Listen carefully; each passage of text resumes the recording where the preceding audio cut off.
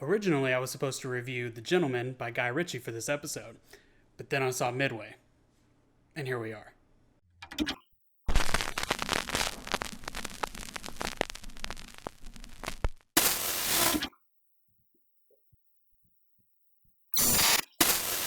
Welcome to the Pictures Up podcast, where we'll dish out our takes on the newest films and series coming out of Hollywood.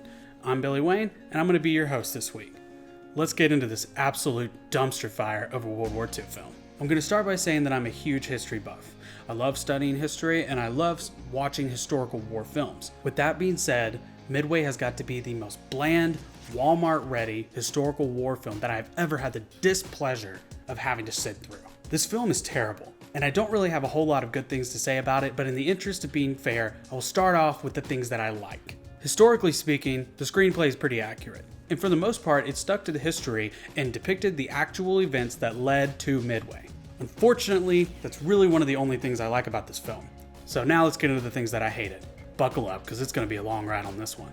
While Midway is historically accurate, the way they depict Pearl Harbor, Doolittle's raid, and Midway all in the same film makes me think that they had three separate ideas and were like, oh, let's just throw them all together and see what happens. This just made everything feel so incredibly rushed, and that's really where the downfall of this film started. Trying to cram three separate historical events into one film is difficult in and of itself, even for a film that's like 3.5 hours long. But this film is only 137 minutes, so just a hair under 2.5 hours. And believe me, it feels like it. But even with 137 minutes to work with, they still couldn't find a way to develop their characters. All of the characters in this film are incredibly bland. If I were to get that screenplay and cover up all the names, I wouldn't really be able to tell you who's speaking while I read it. And I don't know what makes this worse, whether the fact they were just too lazy to make good characters, or the fact that they were based on actual people. Personally, I think the characters in this film do a massive disservice to the real life people that they're based on. They took a bunch of cookie cutter characters, gave them stupid accents, and tried to make them seem different from one another, when they just weren't. And then they tried to get us to care for them when they couldn't take the time to give us a reason to. I just want to stop and make a note here real quick. All of the things that I'm saying about the characters are just confined to the characters of the film. It has nothing to do with the real life people. The real life people have real life stories, and those would have been great to have seen. Unfortunately, that's not what they did. So now I have to do this. I'm going to start with Ed Skrine's character, Richard Dick Best. The first thing I noticed about this character was how laughably bad Ed Skrine's American accent is. As if the fake American accent wasn't bad enough, they gave his character the most generic, cookie-cutter personality they possibly could have. He is the hell-on-wheels warrior who never plays by the rules, but by the end of the film he learns to be more compassionate. I've seen it before, I just don't care. Then you have the main protagonist's best friend who dies in the first act and shows you why the main character wants to fight. The best friend character is played by Alexander Ludwig, or Ludwig. I don't know how to pronounce his name. He's the guy from Vikings. The point is that this character dies in the first half hour of the film, and his only purpose is to help us understand why Dick Best wants to go to war with the Japanese. That's his only purpose. He serves no other purpose. So it leaves me wondering, why should I care about this character in general? When he dies in the battle, it's supposed to be some big thing, and I'm just left thinking, wait, wasn't he the guy over here? Which is going to be the next character I'm talking about. The typical down south southern boy. Yeah, it's that bad.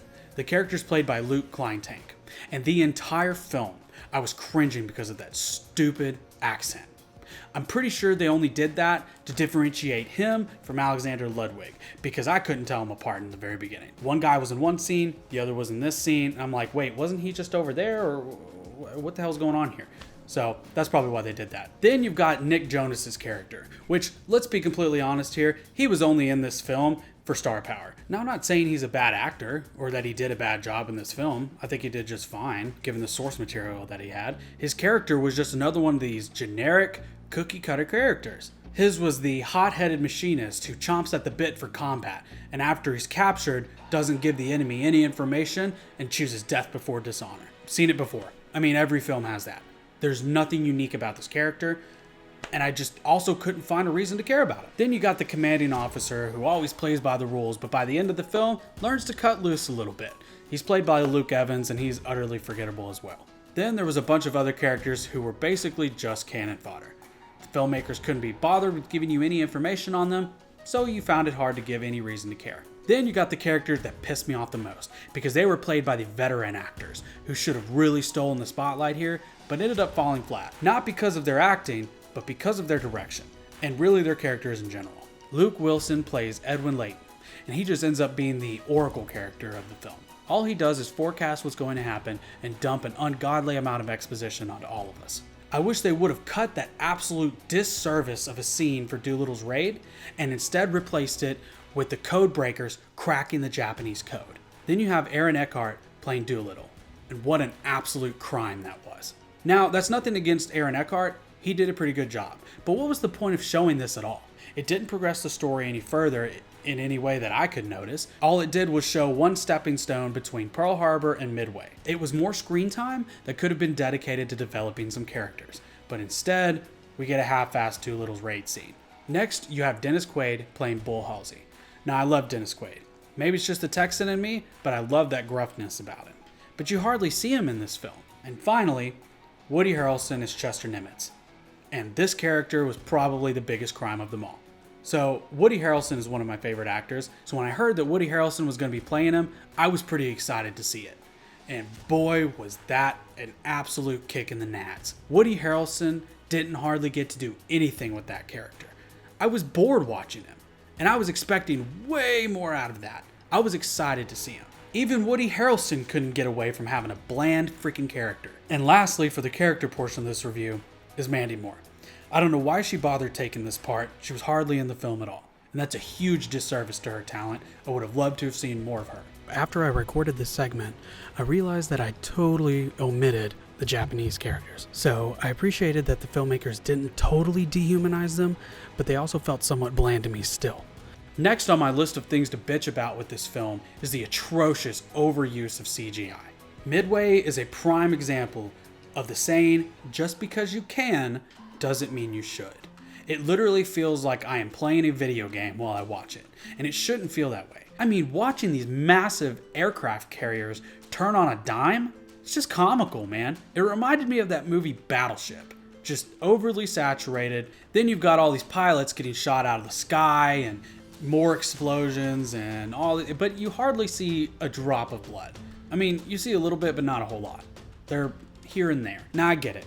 It's a film that's supposed to be viewable by everybody, and they wanted to be able to make back their budget, which they barely did, by the way. Their budget was $100 million, give or take, and they only made about $124 million back at the box office. It could have been an R-rated film, and I think it would have actually worked, because it would have shown the actual carnage of the war. Good CGI should be invisible. I shouldn't notice that it's there if it's really well done. And that entire film was CGI. Just incredibly off-putting, and I hated every second of it.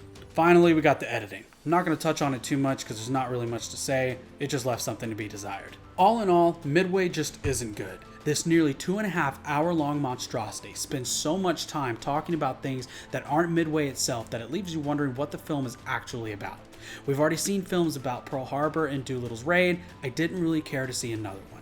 And while the depictions of Pearl Harbor and Doolittle's raid help the viewer understand what led to Midway itself, it doesn't help the main characters of the actual story, which is Midway. It's why I couldn't really bring myself to care for the characters, because of all the time they dedicated to these other things could have been dedicated to character development. Adding to that, the entire first half of the film, you're jumping around storylines like it's going out of style. One moment you're on Midway, one moment you're in Pearl Harbor, the next moment you're in Japan. I don't even know what's happening half the time. And it's really hard as a viewer to keep a mental timeline going while I'm watching this film when you do that. The first half of the film felt a lot like Memento, and that should be all I have to say about that. I wish they would have done one of two things. Either done what they did with The Darkest Hour and focused on just the uppermost level of the conflict itself, or do what most war films do and focus on the men on the ground.